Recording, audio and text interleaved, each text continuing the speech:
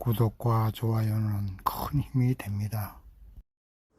유대인들은 자녀들이 학교에 갔다 오면 오늘은 선생님께 무엇을 질문했느냐고 물어본다고 합니다. 질문은 사람으로 하여금 생각하게 하고, 생각하는 것은 뇌가 활동하는 것을 말합니다. 육체가 운동을 해야 건강한 것처럼 우리의 뇌도 끊임없이 생각하게 되고 질문하게 되면 더 발전되고 머리가 좋아지게 되는 것입니다. 그래서 그런지는 모르지만 노벨상을 가장 많이 탄 민족이 유대민족입니다. 오늘 본문은 예수님께서 십자가를 지시기 전에 마지막 한 주간, 그러니까 고난주간이 되겠습니다. 고난주간 한 주간 가운데 주일날부터 월요일까지 있었던 일을 기록해 놓은 말씀입니다. 우리는 오늘 말씀을 보시면서 왜 예수를 믿는가, 어떻게 예수를 믿어야 하는가, 거기에 대한 해답을 얻을 수가 있어야 하고, 또 그 해답을 얻기 위해서 오늘 말씀을 우리가 공부해 보겠습니다. 첫 번째, 예수님의 예루살렘 입성할 때 일어났었던 일에 대해서 살펴보겠습니다. 오늘 본문 1절 이하를 보시면 이제 예수님께서는 제자들과 함께 예루살렘 가까이까지 왔습니다. 그리고 벳바게와 베다니에 이르렀을 때에 제자 2명을 맞은편 마을로 보내시면서 말씀하시기를, 마을로 들어가면 아직 아무도 타보지 않은 나귀 새끼를 끌고 오라. 끌고 올 때 만약 누군가 왜 나귀를 끌고 가느냐고 물어보면 주가 쓰시겠다고 하라. 그리하면 보내리라. 이렇게 말씀하시니까 제자들이 그 말씀에 순종해서 맞은편 마을로 가서 나귀 새끼가 있어요. 그래서 그 나귀 새끼를 풀어서 끌고 오려고 하니까 왜 나귀를 끌고 가려느냐 하고 물어보았습니다. 그래서 예수님께서 말씀하신 대로 주가 쓰시겠다고 하십니다 하고 말하니까 그대로 나귀를 끌고 가게끔 허락을 해 주어서 예수님께 그 나귀를 끌고 와서 예수님은 아무도 타보지 않은 나귀 새끼를 타시고 예루살렘에 입성합니다. 이제 예수님께서 예루살렘에 입성하실 때에 수많은 사람들이 앞뒤로 따라가면서 호산나 찬송하리로다. 우리 조상 다윗의 나라여 가장 높은 곳에서 호산나 하더라 하고 예수님을 환영합니다. 이렇게 예수님께서 수많은 사람들의 환영을 받으면서 예루살렘에 입성한 날이 바로 주일날이었습니다. 그리고 예수님께서는 아무도 타보지 않은 나귀 새끼를 타고 입성하셨습니다. 예수님이 이 땅에 태어나실 때도 동정녀 마리아에게서 태어나셨고, 나귀 새끼도 아무도 타보지 않은 순수한 그 새끼였습니다. 그리고 예수님 십자가에 못 박혀 죽으실 때도 그 무덤도 아무도 사용해보지 않았던 빈 무덤이었습니다. 이것은 바로 예수님께서 흠없는 제물이라는 것을 말씀합니다. 하나님께 우리의 죄를 대신해서 드리는 제물이 되시기 때문에 흠없는 제물을 하나님께 드리는 것과 같이 예수님은 아무런 흠이 없는 제물로서 하나님께 바쳐지셨다는 것을 말씀하고 있습니다. 그리고 예루살렘에 입성한 날이 바로 주일날이었고, 그리고 예수님께서 부활하신 날도 주일날이었습니다. 또한 마가의 다락방에서 성령님이 임하신 날도 주일날이었습니다. 그런데 오늘 우리가 생각해야 할 것은 왜 예수를 믿느냐는 것입니다. 오늘 본문에 수많은 사람들이 예루살렘에 입성하시는 예수를 호위하면서 환영했었습니다.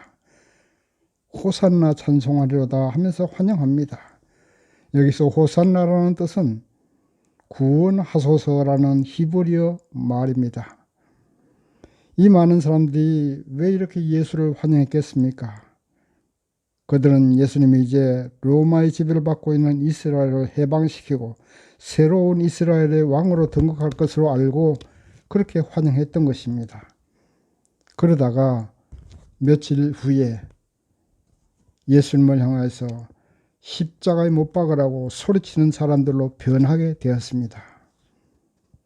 그들은 아마 이 땅에서 메시아 왕국을 꿈꾸다가 그것이 좌절되니까 예수님을 향해서 십자가에 못 박으라고 소리치는 사람들로 변했던 것입니다. 예수님은 좁은 땅 이스라엘 나라만 구원할 메시아가 아니라 온 인류를 죄에서 구원하실 영적인 메시아입니다. 여러분은 왜 예수를 믿습니까? 호산나 찬송하리라 하던 이 무리들처럼 이 땅에서 잘 먹고 잘 살고 사업 잘 되고 자녀들 잘 되게 하기 위해서 예수를 믿습니까? 그것이 목적이 되면 본문의 무리들처럼 변하게 됩니다. 예수 믿어도 별 볼일 없더라. 교회 가니까 돈이나 내라고 하고 도움되는 것은 아무것도 없어. 에이, 이제부터는 교회 안 나갈래. 이렇게 되는 것입니다. 예수님은 모든 것을 다 아시는 분입니다. 하나님이시기 때문입니다. 본문의 나귀 새끼를 몰고 올 것을 다 아시는 예수님은 우리의 마음 중심을 다 알고 계십니다. 이 땅에서의 축복을 목적으로 하면 신앙이 변질됩니다. 주님은 그것을 아십니다. 더 중요한 것은 우리의 영혼이 구원받는 것을 우리가 목적으로 해야 됩니다. 우리의 영혼이 예수를 영접하고 죄 없는 예수님의 십자가 희생을 힘입어서 영원한 천국에 가게 되고 이 땅에서도 어떤 환경에 처하든지 주 예수님을 찬양하며 감사하고 기뻐하는 마음으로 살아가게 되는 것입니다. 이것이 가장 중요하고 이것이 예수를 믿는 이유이고 이렇게 예수를 믿어야 하는 것입니다. 다시 한번 말씀드립니다. 왜 예수를 믿습니까? 이 땅에서의 축복을 목적으로 믿으면 안 됩니다. 영생을 위해서 예수를 믿으십시오. 우리의 육신은 껍데기입니다. 우리의 육신은 잠시 후면 허물을 벗어야 할 껍데기에 불과합니다. 우리의 영혼이 진실한 우리의 영혼이 우리이기 때문입니다. 진실한 우리 그 영혼이 구원받기 위해서 우리는 예수를 믿어야 됩니다. 영혼이 구원받으면 육신도 함께 천국에 가게 됩니다. 그리고 이 땅의 환경이 어떠하든지 간에 항상 감사와 기쁨과 마음속에서 평화가 샘물처럼 솟아나오게 되는 것입니다. 이렇게 예수를 믿으시기 바랍니다. 두 번째, 무화과나무를 예수께서 저주하신 것을 봅시다. 이제 예수님께서는 주일날 예루살렘에 입성하셔서 성전을 한번 둘러보시고 다시 베다니로 나가셨습니다. 그리고 이 성전이 예수님께서 둘러보신 성전은 헤롯 왕이 유대인들의 그 마음을 감동시키려고 헤롯 왕 제위 18년부터 시작했는데 9년 동안 지었지만 아직까지도 미완성의 상태로 있었습니다. 그만큼 아주 호화찬란하게 지었습니다. 이 미완성의 성전을 둘러보시고 예수님께서는 나가셨다가 이튿날, 그러니까 월요일이 되겠죠. 월요일날 아침에 시장함을 느끼신 예수님이 마침 잎이 무성한 무화과나무가 있는 것을 보셨습니다. 그래서 혹시나 무화과가 있을까 하고 살펴보았지만 무화과는 없고 잎만 무성했습니다. 그래서 본문 14절에 보시는 것처럼 예수님은 무화과를 저주하십니다. 사람들이 영원토록 네게서 열매를 따먹지 못하리라. 이렇게 저주하시자 그 무화과 나무는 말라 죽고 말았습니다. 본문의 입만 무성한 무화과 나무는 바로 유대인들을 말합니다. 외부적으로는 거룩한 척, 믿음 좋은 척 하면서 마음 중심으로는 하나님을 믿지 않는 그런 유대인들입니다. 예수님은 바로 이런 믿음을 가장 싫어하시는 것입니다. 외식하는 믿음이죠. 요즘 감자 캘 때가 됐는데 농부가 열심히 땀 흘려 농사 지어 놓은 이 감자가 싹만 무성하고 감자가 열매가 없다면 농부의 마음이 어떻겠습니까? 속이 상하겠지요. 땀 흘려 농사 지은 것이 헛일이 되었기 때문입니다. 예수님께서 우리를 자녀 삼으시기 위해서 십자가에서 몸짓고 피 흘리셔서 우리를 구원하셨습니다. 그런데 겉으로 보기에만 그럴싸한 믿음의 성도 같아서는 안 됩니다. 열매가 있어야 됩니다. 열매가 없으면 뽑아서 버리게 되는 것이지요. 왜 예수를 믿습니까? 열매 맺기 위해서 믿어야 됩니다. 주렁주렁 감자 열매가 나오는 것처럼 신앙의 열매가 주렁주렁 열려야 됩니다. 포도 열매가 주렁주렁 열리고 복숭아 열매, 자두 열매, 사과 열매 모든 열매들이 주렁주렁 열렸을 때 농부가 기뻐하는 것처럼 우리의 신앙의 열매가 주렁주렁 열렸을 때 예수님께서 기뻐하시고 또 열매 맺기 위해서 우리가 예수를 믿는 것입니다. 그러면 열매는 무엇입니까? 갈라디아서 5장 22절에 23절 말씀 보시면 나와 있습니다. 바로 성령의 9가지 열매죠. 사랑의 열매 있어야 됩니다. 가장 중요한 것이 사랑의 열매입니다. 나 자신을 사랑하고 예수님을 사랑하고 이웃을 사랑하는 이 사랑의 열매가 주렁주렁 열려야 됩니다. 그 다음에 희락의 열매가 있어서 항상 마음속에 기쁨이 있어야 됩니다. 예수 믿는 사람이 마음속에 기쁨이 없으면 안 됩니다. 그 다음에 화평의 열매를 맺어서 모든 인간관계에서 내가 십자가를 지고 좋은 관계를 맺어야 됩니다. 충성의 열매가 있어서 항상 주님의 말씀대로 살려고 노력해야 됩니다.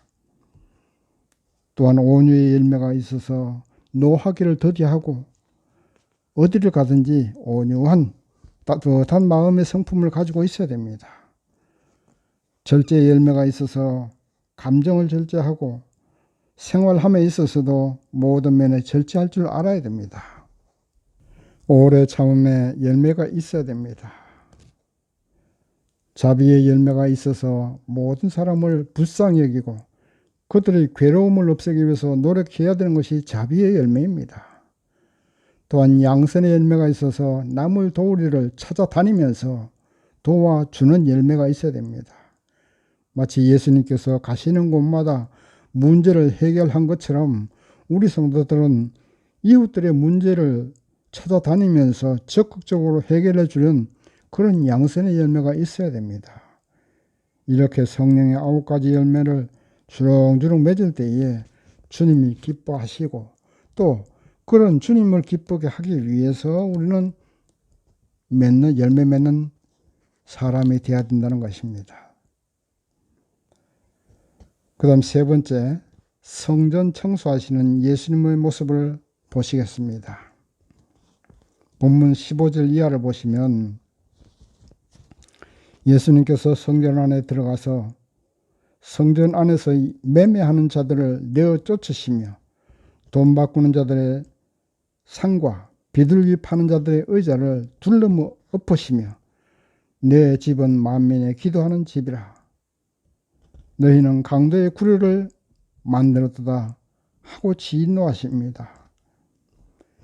사복음서 성경을 읽어보면 예수님이 가장 진노하셨을 때가 바로 이 성전 정화 작업할 때입니다. 예수님이 이렇게 진노하신 적은 없어요. 그만큼 성전을 더럽히는 것은 예수께서는 용서할 수 없는 죄라는 것입니다. 본문에 나오는 성전 안에는 제물로 바칠 비둘기, 양 등을 파는 상점들이 있었고 돈을 환전해주는 상점들이 있었는데 이 상점의 주인이 누구냐 하면 당시의 대제사장 안나스의 아들이었습니다. 그래서 성전은 완전히 시장판처럼 되었고 안나스의 아들들은 돈을 많이 벌게 된 것입니다. 하나님께 기도하고 제사 지낼 성전이 시장바닥이 되었고 이방인들은 아예 들어올 수도 없게 되었습니다. 그래서 예수님은 이렇게 진노하셨던 것입니다. 오늘날 우리가 살고 있는 이 시대의 성전은 어디에 있습니까? 바로 저와 여러분의 마음입니다.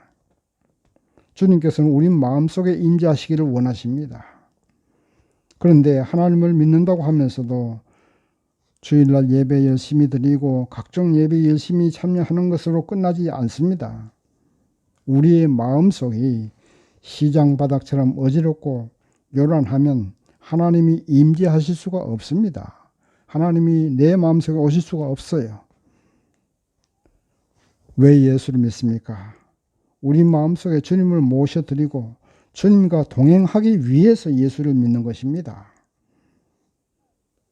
무엇을 하든지 주님께 기도하면서 주님의 뜻대로 행하고 어디로 가든지 주 예수님과 동행하기 위해서 예수를 믿는 것입니다. 예수를 믿는다고 하면서도 모든 것을 내 생각대로 내 마음대로 한다면 예수님은 주무십니다. 우리가 지난번에 공부할 때 예수님의 제자들이 갈릴리 바다를 건너다가 험한 풍랑을 만났죠. 그때 이 예수님의 제자들은 자기들의 힘으로 풍랑을 이기려고 온갖 노력을 다 하고 발버둥 치다가 도저히 풍랑을 이기지 못하고 바다에 빠져 죽게 생겼을 때 그때서야 비로소 배의 고물에 주무시고 있는 예수님을 깨워서 도움을 간청했었던 것을 우리는 공부했었습니다. 그렇게 예수를 믿으면 안 됩니다. 예수를 믿는 것은 모든 것을 주님과 의논하고 모든 것을 주님께 맡기며 모든 것을 주의 말씀대로 순종하기 위해서 예수를 믿어야 됩니다. 주님, 오늘은 무엇을 어떻게 할까요? 주님, 이 시간 어디를 갑니다. 주님, 나와 동행하여 주시옵소서. 이런 식으로 모든 것을 주님과 의논하고 주님의 말씀대로 순종하기 위해서 날마다 우리의 마음을 깨끗이 정화해야 됩니다.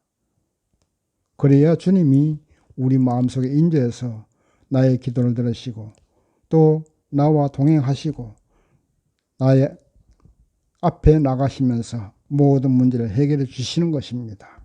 우리가 예수를 믿는 이유는 우리 마음속에 예수를 모셔드리기 위해서입니다. 우리 마음속에 시장바닥처럼 심란하고 그러면은 예수님께서 오실 수가 없습니다. 난장판된 마음 속에는 예수께서 계실 수가 없습니다. 항상 주님을 모시기에 합당한 조용한 은혜로운 마음이 되게 하셔야 됩니다. 모든 것을 주님께 맡기셔야 됩니다. 그래야 주님께서 우리 마음속에 임재하시는 것입니다. 네 번째, 기도 응답의 가르침에 대해서 한번 보시겠습니다. 본문 20절 이하를 보시면 베드로가 예수님의 저주하신 무화과나무가 뿌리까지 말라 죽은 것을 보았습니다. 그리고 예수님께 물어보았습니다. 예수님, 무화과나무가 죽었습니다. 이렇게 예수님께 말하니까 하나님을 믿으라.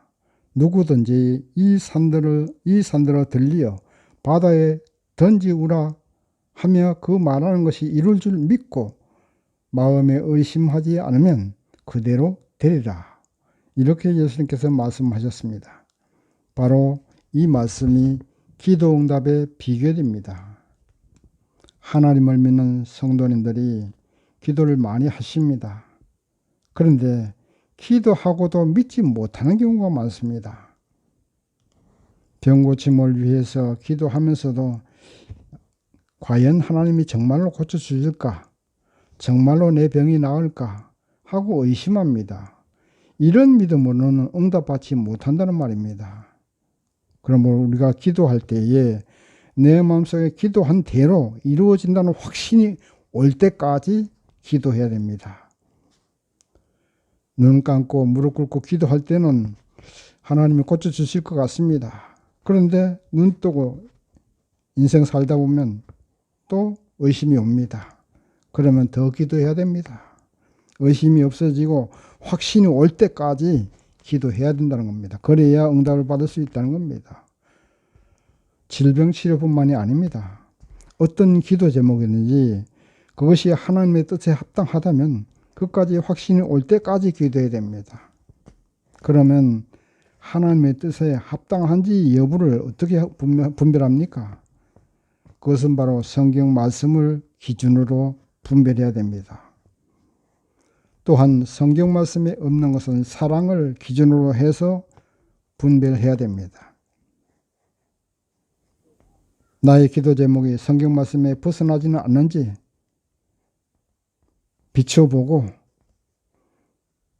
또 하나님의 사랑으로 또 이웃을 사랑하는 마음으로 나 자신에 대한 사랑에서 벗어나지 않는지 살펴보고 기도해야 됩니다.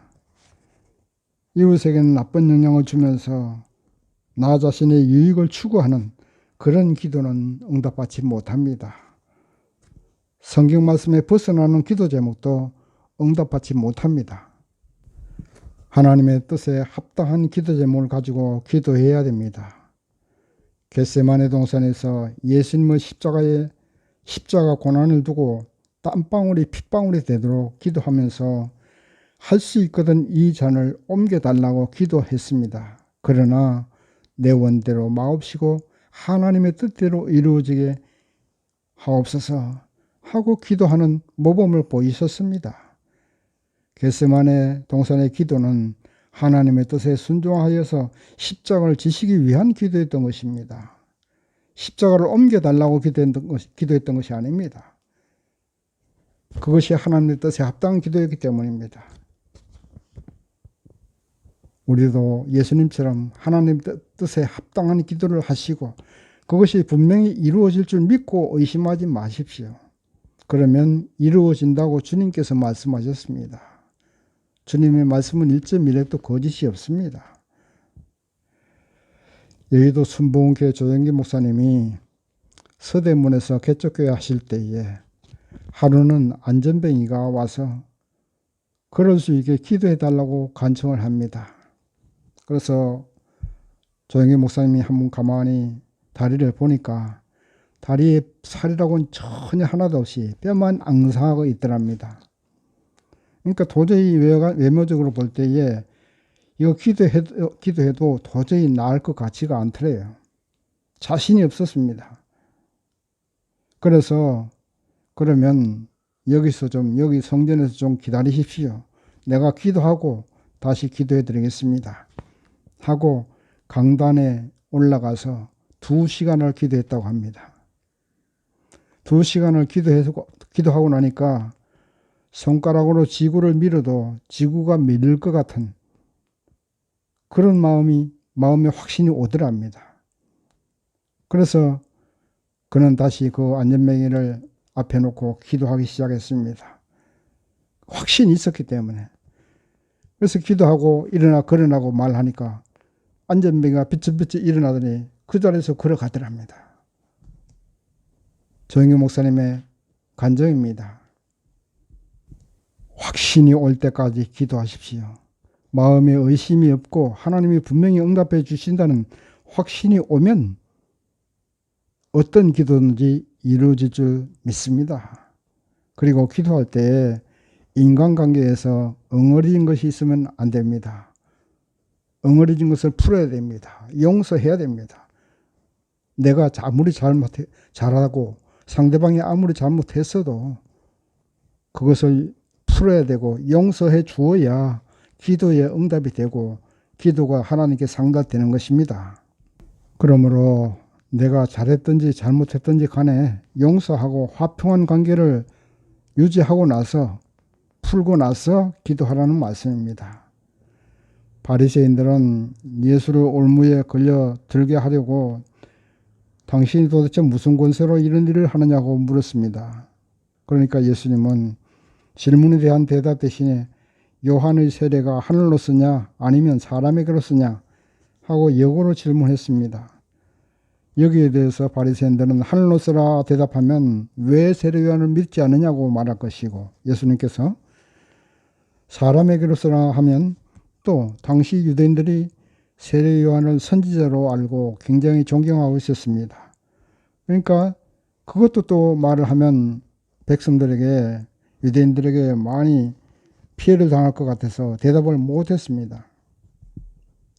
우리 예수님은 이렇게 지혜로우십니다. 바로 하나님이시기 때문입니다. 여러분이 기도하시면 이렇게 지혜로우신 예수님의 지혜로 모든 것을 응답받게 될 줄 믿습니다. 이제 말씀을 맺겠습니다. 왜 예수를 믿습니까? 이 땅의 축복만을 위해서입니까? 예수님이 정말 하나님이신가 궁금해서 한번 예수 믿어보시려고 하십니까? 그런 믿음으로는 변질됩니다. 하나님의 은혜도 받지 못하고 영생도 얻지 못합니다. 진정으로 예수님 믿으십시오. 예수님은 죄가 없으시고 십자가 지고 올 이유도 없었지만 바로 나와 여러분을 위해서 고난당하시고 부활하셨습니다. 그 주님을 내 마음속에 모셔드려야 됩니다. 내 마음은 주님께서 계실 성전입니다. 내 마음속에 있는 욕심이나 원망, 미움, 인간관계에서의 엉어리진 것들 모두 비워내십시오. 그렇게 깨끗한 마음으로 깨끗한 성전이 되게끔 청소를 하시고 예수님을 모셔드리십시오. 그리하면 주님께서 우리 마음에 임재하시고 우리는 그 주님께서 주신 평안과 기쁨, 영혼의 구원과 영생을 얻게 될 것입니다. 그리고 기도하는 그 모든 기도 제목도 다 응답받게 될 것입니다. 오늘 여러분 예수를 꼭 왜 믿느냐는 이 물음에 대답할 수 있는 성도가 되시고 기도하는 성도는 되셔서 하나님의 응답과 영생 복락을 누리시는 저와 여러분 되시기를 주님의 이름으로 축원합니다. 아멘.